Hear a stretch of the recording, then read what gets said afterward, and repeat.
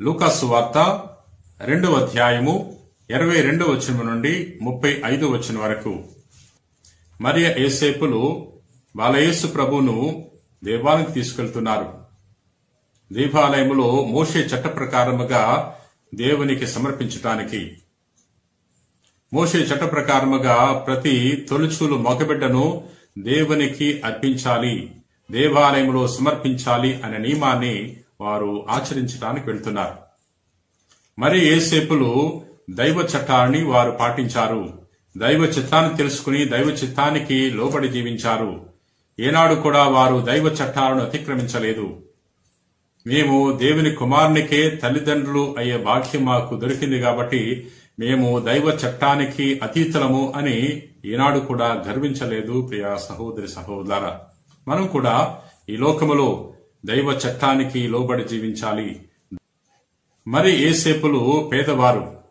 ఆనాటి కాలములో పేదవారు గువ్వలను పావురములను సమర్పించేవారు. పేదవారైనా సరే ఈనాడు కూడా ఆ పేదరికం వల్ల వారు సనగలేదు, గొనగలేదు.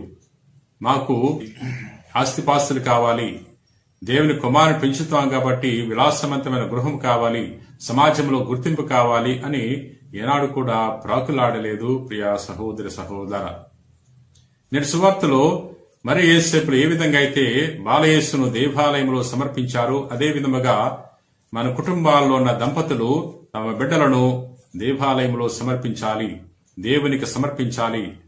వారి యొక్క చదువులను వారికి దేవునికి సమర్పించాలి, వారి యొక్క జీవితాన్ని దేవునికి సమర్పించాలి. దేవుడు అప్పుడు మన బిడ్డలను దీవిస్తాడు. మన జీవితాలను కూడా దేవునికి సమర్పించుకోవాలి, మన కుటుంబాలను దేవునికి సమర్పించుకోవాలి.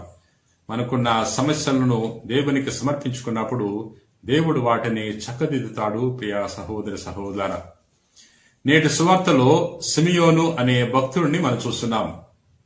సిమియోను అనే నీతిమంతుడు యెరూషలేములో జీవించాడు. అతడు ఇజ్రాయేలీల ఓదార్పు కొరకు నిరీక్షించాడు. దేవుని యొక్క ఆత్మ చేత నింపబడ్డాడు.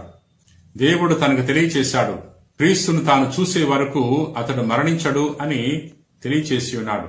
మరి యోసేపులు బాలయేసును దేవాలయం తీసుకెళ్లినప్పుడు సిమియోను దేవుని యొక్క ఆత్మ చేత నింపబడి దేవాలయంకి వెళ్తున్నాడు. దేవాలయంలో బాలయేసును తన చేతుల్లోకి తీసుకుని ఎంతో సంతోషపడిపోతున్నాడు, ఎంతో ఆనందపడుతున్నాడు. ఈ విధంగా తెలియజేస్తున్నాడు, ప్రభువా, నీ దాసుని సమాధానముతో నిష్క్రమింపనిమ్ము.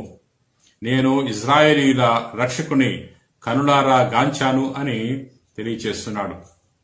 తన జీవిత ఆశయము నెరవేరింది, జీవిత లక్ష్యము నెరవేరింది. ప్రియ సహోదరి సహోదర, మన జీవితంలో కూడా మరి లక్ష్యాలను ఏర్పాటు చేసుకుంటాం. ఈ లక్ష్య సాధన కొరకు ఎంతగానో కృషి చేస్తూ ఉంటాం. ప్రియ సహోదరి సహోదర, చదువుకునే బిడ్డలు బాగా చదువుకుని మరి మంచి ఉద్యోగం సంపాదించాలని ఒక లక్ష్యం పెట్టుకుంటారు. గృహము లేని వారు గృహాన్ని నిర్మించుకోవాలని లక్ష్యంగా పెట్టుకుంటారు. అనారోగ్యంతో బాధపడేవారు ఆరోగ్యాన్ని పొందుకోవాలని లక్ష్యంగా పెట్టుకుంటారు. ప్రియ సహోదరి సహోదర, ఈ విధంగా ఒక్కొక్కరు ఒక్కొక్క లక్ష్యాన్ని ఏర్పాటు చేసుకుని ఆ లక్ష్యాన్ని సాధించడానికి ఎంతగానో కృషి చేస్తుంటారు. వీటన్నిటిని మనము ఈ భూలోకములో మరి ఏర్పాటు చేసుకుంటాం. ఇవి లౌకిక సంబంధమైన లక్ష్యాలు, ఈ లోకానికి సంబంధమైన లక్ష్యాలు. కానీ మనము ఆధ్యాత్మిక లక్ష్యాలను ఏర్పాటు చేసుకోవాలి. ఆత్మను రక్షించుకోవాలని లక్ష్యంగా పెట్టుకోవాలి. దైవ దర్శనం పొందుకోవాలని, దైవ రాజ్యాన్ని పొందుకోవాలని లక్ష్యంగా పెట్టుకోవాలి. ప్రియ సహోదరి సహోదర, ప్రార్థన చేసుకుందాం. ప్రేమ కలిగిన ప్రభువా, దైవ సర్వేశ్వర, బాలయేసును దేవాలయంలో సమర్పించటం గురించి మేము ధ్యానం చేసుకుంటున్నాం. మరి యోసేపులో ఏ విధంగా అయితే బాలయేసును దేవాలయంలో సమర్పించారో అదే విధముగా మా కుటుంబంలో ఉన్న దంపతులు వారి యొక్క బిడ్డలను నీ ఆలయంలో సమర్పించుకునే వాక్యాన్ని దయచేయండి. ప్రభువా, ఈ రోజున నీ వాక్యాన్ని ఆలకించి ప్రార్థన చేయించిన ప్రతి వారిని నీకు సమర్పిస్తున్నాం. ప్రభువా, మేము మా జీవితానికి సమర్పించుకుంటున్నాం, మా కుటుంబానికి సమర్పించుకుంటున్నాం. మా జీవితంలోకి వేంచేసిరండి. మా జీవితాలను మీరే మరి చక్కదిద్దమని ప్రార్థన చేయించున్నాం.